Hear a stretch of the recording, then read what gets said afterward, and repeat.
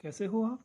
मेरा नाम है अंकित सिंह पवार और हम आ चुके हैं क्विक रिवीजन सीरीज़ के chapter number 5 DNF block elements में, जहां हम क्विक रिवीजन करेंगे थ्रू एनसीईआरटी। और यहाँ मैंने दो हाइलाइटर्स का इस्तेमाल किया है। पहला है रेड हाइलाइटर, जिससे वो चीज़ डिनोट की गई है जिनसे क्वेश्चन पूछे जा चुके हैं प्रीवियस ईयर्स में। वहीं येलो हाइलाइटर से वो चीज़ डिनोट की गई है जिनसे क्वेश्चन पूछे जा सकते हैं आने वाले पेपर्स में। बिना वक्त गंवाए स्टार्ट करते हैं डीएनएफ ब्लॉक एलिमेंट्स में। अब डी ब्लॉक एलिमेंट्स होते कहाँ हैं? पीरियोडिक टेबल में कहाँ होते हैं? देखिए, पीरियोडिक टेबल में ग्रुप 3 to 12 में जो एलिमेंट्स आते हैं उन्हें डी ब्लॉक एलिमेंट्स कहे जाते हैं। वहीं ए ब्लॉक एलिमेंट्स में 4f और 5f सीरीज आती है, जिनमें 4f और 5 सीरीज में इलेक्ट्रॉन फील्ड होते हैं, वहाँ ए ब्लॉक एलिमेंट आते हैं। अब बात आती है कि जो डी ब्लॉक एलिमेंट्स है उन्हें ट्रांजिशन मेटल्स कहा जाता है, वहीं ए ब्लॉक एलिमेंट्स को इनर ट्रांजिशन एलिमेंट्स कहा जाता है। अब जो डी ब्लॉक है उसमें 3 सीरीज होती है, एक्चुअली 4 सीरीज मान सकते हैं, 3D series, 4D series, 5D series और 6D सीरीज। अब 3D सीरीज स्टार्ट कैसे होती है? स्कैंडियम टू जिंक एंड खत्म होती है जिंक पे। वहीं 4D सीरीज स्टार्ट होती है येट्रियम से, खत्म होती है कैडमियम पे। 5D सीरीज लेंथेनम और हेफनियम टू मरकरी तक जाती है। देन 6D सीरीज एक्टिनियम से चल के RF टू CN तक जाती है। अब इनर ट्रांजिशन मेटल जैसे कि 4F सीरीज स्टार्ट होती है सीरियम से, ख़त्म होती है लूशियम पर। वहीं 5F सीरीज स्टार्ट होती है थोरियम से, खत्म होती है लॉरेंशियम पे। अब 4F सीरीज को लेंथेनॉइड कहा जाता है, वहीं 5F सीरीज को एक्टिनॉइड्स कहा जाता है। अब जो ट्रांजिशन मेटल है उनका नाम ट्रांजिशन मेटल कैसे पड़ा? एक्चुअली इनकी जो केमिकल प्रॉपर्टीज़ होती है वो ट्रांजिशन होती है, मिडिल में होती है एस और पी ब्लॉक के। कुछ प्रॉपर्टीज़ एस ब्लॉक से मिलती हैं और कुछ प्रॉपर्टीज़ पी ब्लॉक से मिलती हैं। अब कुछ एलिमेंट्स होते हैं, देखिए जो डी ब्लॉक एलिमेंट्स होते हैं उनकी जो डी जो ऑर्बिटल्स होता है वो इनकम्प्लीट फील्ड होता है। जो डी ब्लॉक होते हैं उनका जो डी ऑर्बिटल होता है वो इनकम्प्लीटली फील्ड होता है। बट कुछ एलिमेंट्स जैसे जिंक, कैडमियम या मरकरी, इनके जो ग्रुप 12 होता है, ये ग्रुप 12 के मेंबर्स है। इनमें क्या होता है, जो कॉन्फ़िगरेशन होता है D10 होता है, यानी फुल फील्ड डी ऑर्बिटल होता है। कहाँ पर? इनकी ग्रुप जो इनकी ग्राउंड स्टेट होती है वहाँ पर भी, और जो इनकी ऑक्सीडेशन स्टेट होती है, कॉमन ऑक्सीडेशन स्टेट, वहाँ पर भी ये फुल फील्ड कॉन्फ़िगरेशन शो करते हैं। इसके कारण इनको ट्रांजिशन मेटल्स कहा नहीं जाता, इनको कंसिडर नहीं किया जाता ट्रांजिशन मेटल्स। अब आगे बढ़ते हैं। अब चैप्टर हमारा मेन स्टार्ट होता है ट्रांजिशन एलिमेंट्स, जहाँ डी ब्लॉक की बात करते हैं। अब पोजीशन पता करते हैं। पोजीशन इनकी होती है बिटवीन एस ब्लॉक्स और पी ब्लॉक के बीच में। एस और पी ब्लॉक के बीच में आते हैं डी ब्लॉक। अब इनका जो इलेक्ट्रॉनिक कन्फिग्रेशन उसकी बात कर लेंगे। जो electronic configuration of D block होता है वो n-1 D 1 to 10 and NS 1 to 2 होता है। अब इसमें n-1 स्टैंड करता है इनर डी ऑर्बिटल्स के लिए, जिसमें 1 to 10 इलेक्ट्रॉन हो सकते हैं। वहीं NS outer most NS electron जो होते हैं वो स्टैंड होते हैं NS ऑर्बिटल्स के लिए, जहाँ 1 to 2 इलेक्ट्रॉन फुलफिल हो सकते हैं।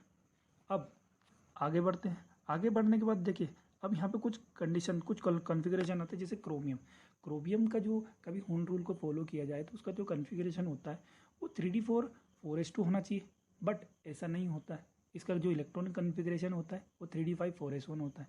अब ये क्यों होता है उसका कारण पता करते हैं। देखिए, हम जानते हैं कि जो हाफ फील्ड इलेक्ट्रॉनिक कॉन्फ़िगरेशन और फुल फील्ड इलेक्ट्रॉनिक कॉन्फ़िगरेशन होते हैं वो ज़्यादा स्टेबल होते हैं as compared to partially filled orbitals. तो अब देखिए, जब 3d4 4s2 इलेक्ट्रॉनिक कॉन्फ़िगरेशन होगा तो इसमें क्या होता है, जो 4s इलेक्ट्रॉन है जो ऑर्बिटल होता है वो तो फुल फील्ड है, बट जो 3d ऑर्बिटल है वो तो ना तो पार्शियली फील्ड है ना फुल फील्ड है, मतलब ना तो हाफ फील्ड है ना फुल फील्ड है। अब इस कंडीशन में क्या होता है कि ये स्टेबिलिटी को डिक्रीज करने का काम करता है। इंटर इलेक्ट्रॉनिक रिपल्शन होता है एस इलेक्ट्रॉन्स में। अब हम जानते हैं, अब एक और बात आपको बता दूँ कि जो डी इलेक्ट्रॉन्स होते हैं, जो डी ऑर्बिटल होता है उसमें n-1 D orbital and NS electron जो NS ऑर्बिटल होता है, इन दोनों में जो एनर्जी का डिफरेंस होता है वो बहुत कम होता है। इतना कम कि जब इंटर इलेक्ट्रॉनिक रिपल्शन होता है तो जो एस इलेक्ट्रॉन की एनर्जी बढ़ती है, उस एनर्जी को बढ़ने पर जो एस इलेक्ट्रॉन है वो ट्रांजिट हो जाता है डी इलेक्ट्रॉन्स में, डी ऑर्बिटल में। अब इसके कारण क्या होता है, जो कन्फिग्रेशन होता है 3d5 4s1। अब इस कन्फिग्रेशन की खास बात यह है कि इसमें 3d5 भी हाफ फील्ड है और एस भी हाफ फील्ड है। और ये जो कन्फिग्रेशन होता है, जो हाफ फील्ड कन्फिग्रेशन होता है, वो स्टेबिलिटी ज़्यादा एक्स्ट्रा स्टेबिलिटी प्रोवाइड करता है क्रोमियम को। अब ऐसा ही कुछ कॉपर में भी होता है। देखिए अब हम कॉपर का जो इलेक्ट्रॉनिक कन्फिग्रेशन है उसमें रूल फॉलो करते तो उसका जो कन्फिग्रेशन होगा वो 3d9 4s2 होगा। अब इसमें वही कंडीशन हो जाती है कि जो 3d9 है ना तो फुल फील्ड है ना हाफ फील्ड है, इसके कारण इलेक्ट्रॉनिक इंटर इलेक्ट्रॉनिक रिपल्शन होगा, एस की एनर्जी बढ़ जाएगी, एस के इलेक्ट्रॉन की एनर्जी बढ़ने के कारण एस का इलेक्ट्रॉन ट्रांजिट हो जाता है डी 3d इलेक्ट्रॉन्स में, 3d ऑर्बिटल में, और इसके कारण 3d ऑर्बिटल फुल फील्ड हो जाता है और एस ऑर्बिटल हाफ फील्ड होता है। अब ये फुल फील्ड ऑर्बिटल और half filled orbital extra stability provide करते हैं कॉपर को, इसके कारण copper 3d10 4s1 electronic configuration में प्रेजेंट होता है। अब आगे बढ़ते हैं। अब ये टेबल आती है, टेबल के बाद अब इस टेबल को देख लीजिए। अब यहाँ से पहले ही बता दिया कि डी जो जिंक कैडमियम और मरकरी होता है उनका इलेक्ट्रॉनिक कन्फिग्रेशन फुलफिल्ड होता है, इसके कारण उनको ट्रांजिशन मेटल्स नहीं कहा जाता। अब यहाँ पे एक एग्जांपल है, on what ground can you say scandium is a transition element और जिंक इज नॉट। देखिए यहाँ पे वही समझाया गया है। स्कैंडियम में क्या होता है, जो ऑर्बिटल तो 3d ऑर्बिटल वो इनकम्प्लीटली फिल्ड होता है उसकी ग्राउंड स्टेट में, इसके कारण क्या होता है कि ये एक ट्रांजिशन मेटल का टिपिकल एलिमेंट है। वहीं कभी आप जिंक की बात करें तो जिंक में क्या होता है कि उसका जो ग्राउंड स्टेट है और जो उसकी कॉमन ऑक्सीडेशन स्टेट होती है उनमें भी इसका जो डी ऑर्बिटल है वो फुल फिल्ड होता है, इसके कारण इसे नहीं कंसिडर किया जाता है ट्रांजिशन एलिमेंट। ये एक आंसर हुआ। अब आते हैं, सिल्वर का भी तो कम्प्लीटली डी ऑर्बिटल फुल है तो फिर उसको ग्राउंड स्टेट में, पर उसको ट्रांजिशन एलिमेंट कैसे कह सकते हैं। देखिए उसका जो ग्राउंड स्टेट कन्फिग्रेशन हो 3d10 4s1 है, तो 3d10 तो फुल फील्ड है, बट जो s1 है वो तो हाफ फील्ड है, इसके कारण इसको तो मान सकते हैं हम, इस बेसिस पे हम मान सकते हैं कि इसको डी ब्लॉक एलिमेंट मान सकते हैं।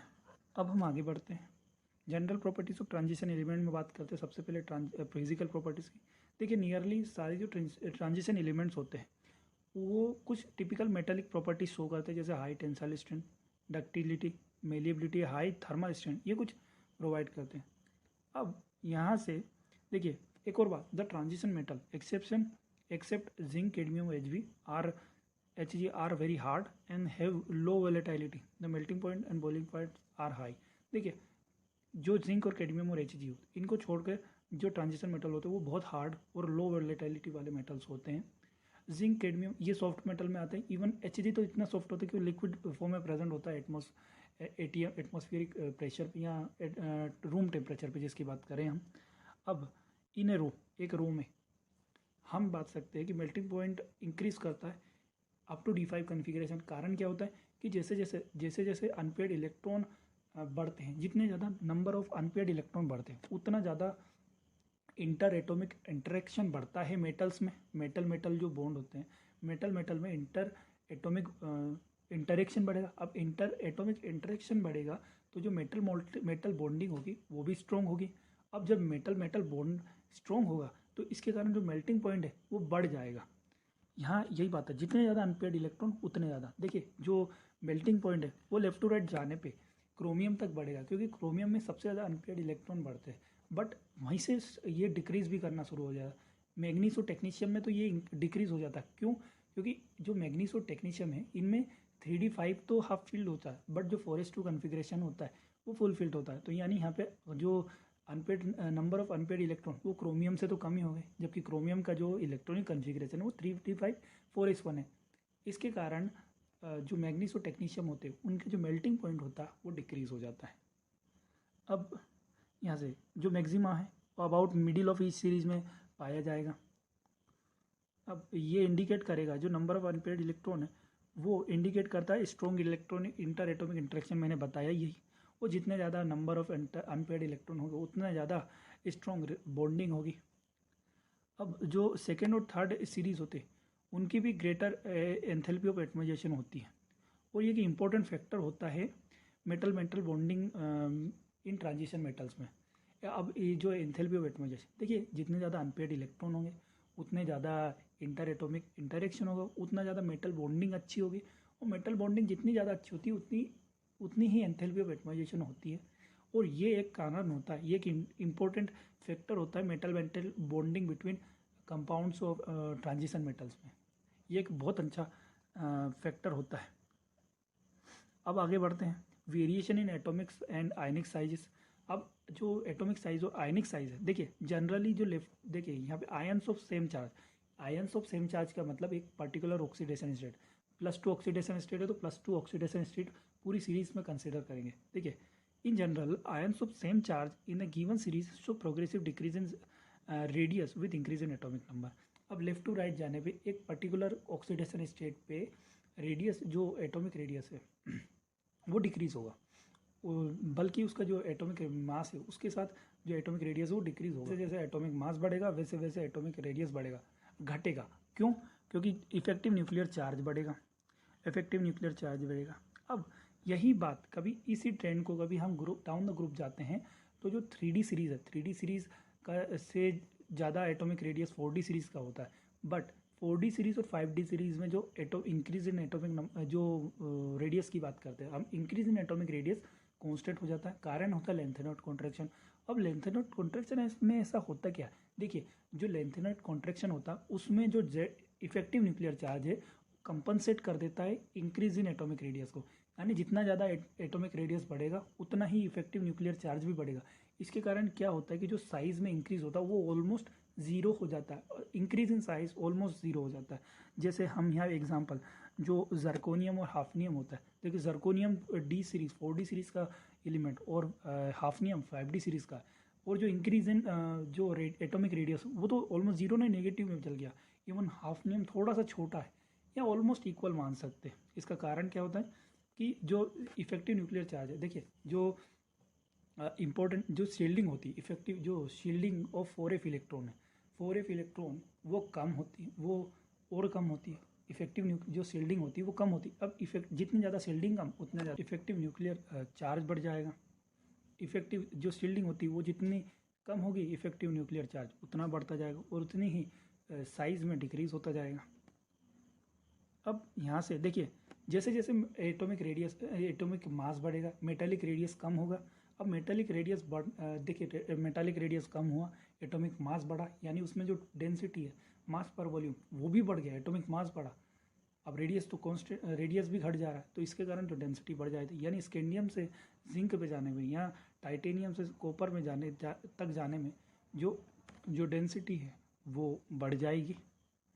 अब यहाँ से एक क्वेश्चन आता है, why do transition element exhibit higher enthalpy of atmosphere. मैंने पहले ही बताया कि जैसा जैसा जितने ज़्यादा unpaired number of unpaired electron होंगे उतने ज़्यादा मेटालिक जो इंटर एटॉमिक इंटरेक्शन वो बढ़ेगा, उतना ज़्यादा मेटल मेटल बॉन्डिंग बढ़ेगी, स्टेबिलिटी बढ़ेगी और उसके कारण वहाँ की जो एंथैल्पी ऑफ एटमाइजेशन है वो बढ़ती जाएगी। अब यहाँ से एक और, स्कैंडियम और जिंक में एंथैल्पी ऑफ एटमाइजेशन जिंक की लोवेस्ट क्यों है? इसका कारण है कि जितने ज़्यादा अनपेड इलेक्ट्रॉन उतनी ज़्यादा एंथैल्पी ऑफ एटमाइजेशन, मैंने अभी बताया। यानी जितने अब जो जिंक होता है, जिंक में क्या होता है कि unpaired number of unpaired electron कम होते हैं, इवन ज़ीरो होते हैं, अनपेड इलेक्ट्रॉन होते ही नहीं है। इसके कारण जो एंथैल्पी ऑफ एटमाइजेशन है वो बहुत कम हो जाती है, वो नेग्लिजिबल हो जाती है। इसी कारण जो जिंक है उसकी जो एंथैल्पी ऑफ एटमाइजेशन लो होती है। अब आगे बढ़ते हैं, आयनाइजेशन एंथैल्पी पे आते हैं। अब यहाँ से बोला जाता है there is an increase in ionization enthalpy along each series of transition element from left to right due to increase in nuclear charge. जैसे जैसे देखिए अब हमने एटॉमिक रेडियस में पढ़ा कि लेफ्ट टू राइट जाने पर एटॉमिक रेडियस घटा है, तो एटॉमिक रेडियस घटेगा, कारण क्या होता है जेड इफेक्टिव बढ़ेगा। अब जेड इफेक्टिव बढ़ने के कारण एटॉमिक रेडियस तो घट गया, अब यहाँ पे जो आयनाइजेशन एंथैल्पी है वो इंक्रीज हो जाएगी। एंड अब यहाँ से एक और बात कि जो आयनाइजेशन एंथैल्पी का इंक्रीज हो इतना ज़्यादा स्टीप या इतना ज़्यादा ड्रास्टिक नहीं होगा जैसा एस ब्लॉक या पी ब्लॉक में होता है। अब यहाँ से उतना ज़्यादा इफेक्टिव नहीं होगा, उतना ज़्यादा स्टीप, उतना ज़्यादा ड्रास्टिक नहीं होगा, जबकि थोड़ा थोड़ा होगा। अब कारण क्या है वो हम आगे समझेंगे। अब यहाँ से एक और लाइन आती है, the first ionization enthalpy in general increase तो करेगी but the magnitude of increase in second and third ionization enthalpy for successive element is much higher along a series. यानी अब यहाँ से ये बात करते हैं कि जो फर्स्ट आयनाइजेशन एंथैल्पी वो लेफ्ट टू राइट जाने में बढ़ेगी तो सही, बट जो इंक्रीज इन मैग्नीट्यूड है वो सेकंड और थर्ड आयनाइजेशन एंथैल्पी के मैग्नीट्यूड से कम होगा। यहाँ पे इनका ये कहने का मतलब है। अब हम यहाँ से समझते हैं कि लेफ्ट टू राइट जाने पे जो इंक्रीज इन एंथैल्पी है, जो आयनाइजेशन एंथैल्पी है वो क्यों होती है। देखिए व्हेन 3D अब यहाँ क्या होता है जैसे जैसे लेफ्ट टू राइट जाने पे जो number of electron in D orbital बढ़ेगा। अब एस इलेक्ट्रॉन में तो क्या होता है एक बार फिल हो गया तो वो कांस्टेंट रहेगा, 3D1 4s2 3d2 4s2 3d3 4s3, यानी जो नंबर ऑफ इलेक्ट्रॉन है वो डी इलेक्ट्रॉन जो डी ऑर्बिटल उसमें बढ़ेगा। अब इसके कारण क्या होता है, जब थ्री डी इलेक्ट्रॉन शील्ड कर लेते हैं 4s इलेक्ट्रॉन को more effectively to increase nuclear charge somewhat more effectively than outer shell. देखिए जो 3d इलेक्ट्रॉन है वो shield the 4s electron from increasing nuclear charge, increasing nuclear charge से ज़्यादा शील्ड कर लेते हैं। अब इसके कारण क्या होता है कि जो 3d सीरीज है, 3d सीरीज में जो आयनाइजेशन एंथैल्पी है वो थोड़ी इंक्रीज हो जाती है। एंड ऐसा ही जो ट्रेंड होता है वो सेकंड आयनाइजेशन एंथैल्पी में भी देखने को मिलेगा, जहाँ पे इफेक्टिव न्यूक्लियर चार्ज बढ़ने के साथ आयनाइजेशन एंथैल्पी बढ़ गई है। अब the 3 terms responsible for value of ionization enthalpy are first, पहला है 3 टर्म रिस्पॉन्सिबल, जिसमें पहला है attraction of electron towards nucleus, attraction यहाँ पे बात कर रहे हैं इफेक्टिव न्यूक्लियर चार्ज की। दूसरा repulsion between the electrons, between the electron के रिपल्सन यानी शील्डिंग इफेक्ट की बात कर लेते हैं। एंड द एक्सचेंज एनर्जी, ये 3 फैक्टर होते हैं जिन पर डिपेंड करता है आयनाइजेशन एंथैल्पी। देखिए एक्सचेंज एनर्जी रिस्पॉन्सिबल होती है स्टेबलाइजेशन ऑफ एनर्जी स्टेट, यानी एक एनर्जी स्टेट की स्टेबलाइजेशन में सबसे ज़्यादा महत्वपूर्ण हिस्सा प्रोवाइड करती है, तो वो है एक्सचेंज एनर्जी। अब एक्सचेंज एनर्जी प्रोपोर्शनल होती है तब to the number of total possible pair of parallel spin in degenerate orbital, यानी सेम एनर्जी के ऑर्बिटल, डीजनरेट ऑर्बिटल्स मतलब सेम एनर्जी के एनर्जी, उन सेम एनर्जी के जो ऑर्बिटल्स होते हैं उनमें कितने ज़्यादा पैरेलल स्पिन के पेयर होंगे, pair of parallel spin electron होते हैं, उस पर डिपेंड करता है, डायरेक्टली प्रोपोर्शनल। जितने ज़्यादा पैरेलल स्पिन होंगे उतने ज़्यादा एक्सचेंज एनर्जी होगी। अभी पैरेलल स्पिन का मतलब क्या था, पैरेलल मतलब ये होता है कि जैसे हुन रूल होता, हुन रूल में ये बात कही गई थी कि एक डीजनरेट ऑर्बिटल में पहले जो इलेक्ट्रॉन भराएंगे वो सिंगली भराएंगे फिल होंगे और सिंगली और पैरेलल स्पिन में भराएंगे, फिर जब दूसरी बार जब उनकी फीलिंग होगी तब जाके वो अपोजिट स्पिन में एक ऑर्बिटल में कंप्लीट होगा। तो यहाँ से एक जितने भी यहाँ से ये मान सकते हैं कि सिंगली फील्ड जो इलेक्ट्रॉन होते हैं पैरेलल स्पिन में उनकी बात की जा रही है यहाँ पे। तो the loss of exchange energy increase the stability, जितनी ज़्यादा एक्सचेंज एनर्जी का लॉस होगा उतनी ज़्यादा स्टेबिलिटी इंक्रीज होगी। As a stability increase the ionization become more difficult, और जितना ज़्यादा यहाँ पर स्टेबिलिटी इंक्रीज होगा उतना ज़्यादा जो आयनाइजेशन है वो डिफ़िकल्ट होता है। अब ये बात हम थोड़ा और अच्छे से समझते हैं, ये कॉम्प्लिकेटेड है थोड़ा, इसको समझाना यहाँ से जनरलाइजेशन नहीं कर सकते, हम कुछ चीज़ों को समझा सकते हैं बट ये बहुत कॉम्प्लेक्स चीज़ है, इसको हम जनरलाइज नहीं कर सकते। आगे बढ़ते हैं। There is no loss of exchange energy at D6 configuration, जो D6 कन्फिग्रेशन होता है वहाँ पे लॉस ऑफ एक्सचेंज एनर्जी नहीं होता। इसके कारण क्या होता है, उनकी जो स्टेबिलिटी हो कम होती है और आयनाइजेशन एनर्जी बढ़ जाती है, कम हो जाती है। जैसे जो Mn+ है उसका जो कन्फिग्रेशन हो 3d5 4s1 है कन्फिग्रेशन, और जो Cr+ है उसका जो कन्फिग्रेशन हो D5 है। बट अब यहाँ से हमने पता किया कि एक्सचेंज एनर्जी का लॉस नहीं होता D6 कन्फिग्रेशन में, तो जो आयनाइजेशन एंथैल्पी है वो Mn+ की ज़्यादा कम होगी क्रोमियम+ से। क्रोमियम+ से क्यों कम हुई, क्योंकि एक्सचेंज एनर्जी कम है। ऐसे ही एक एग्जांपल Fe+2 जिसका कन्फिग्रेशन हो D6, वही Mn+2 जिसका कन्फिग्रेशन हो D5। अब यहाँ पे भी जो लॉस ऑफ एक्सचेंज एनर्जी वो कम होगा। अब जितना ज़्यादा लॉस ऑफ एक्सचेंज एनर्जी होते हैं उतनी ज़्यादा स्टेबिलिटी होती है, यानी उतना ज़्यादा आयनाइजेशन एंथैल्पी होगी। अब यहाँ पे एक्सचेंज ऑफ एनर्जी का तो लॉस हुआ नहीं है, तो इसके कारण यहाँ पे स्टेबिलिटी भी ज़्यादा बड़ी नहीं है। इसके कारण अब यहाँ पे जो आयनाइजेशन एंथैल्पी है वो Fe+2 की लोअर होगी Mn+2 से। अब जो लोवेस्ट कॉमन ऑक्सीडेशन है वो इन मेटल्स की +2 होती है। अभी +2 क्यों हुआ, देखिए जब हम बात करते हैं थर्ड आयनाइजेशन एंथैल्पी, तो थर्ड आयनाइजेशन एंथैल्पी में क्या हो जाता है, जैसे यहाँ से एग्जांपल लेते हैं क्रोमियम और कॉपर का। अब इनकी जो थर्ड आयनाइजेशन स्टेट एंथैल्पी की बात करते हैं, यानी +2 ऑक्सीडेशन स्टेट की बात करते हैं, तो यहाँ पे क्या होता है कि जो इनका कन्फिग्रेशन होता है वो 3d5 और 3d10 होता है। अब 3d5 और 3d10 में क्या होता है कि अब यहाँ से थर्ड एक और इलेक्ट्रॉन निकालना बहुत मुश्किल होता है, क्योंकि ये हाफ फील्ड और फुल फील्ड कन्फिग्रेशन है जो एक्स्ट्रा स्टेबल है।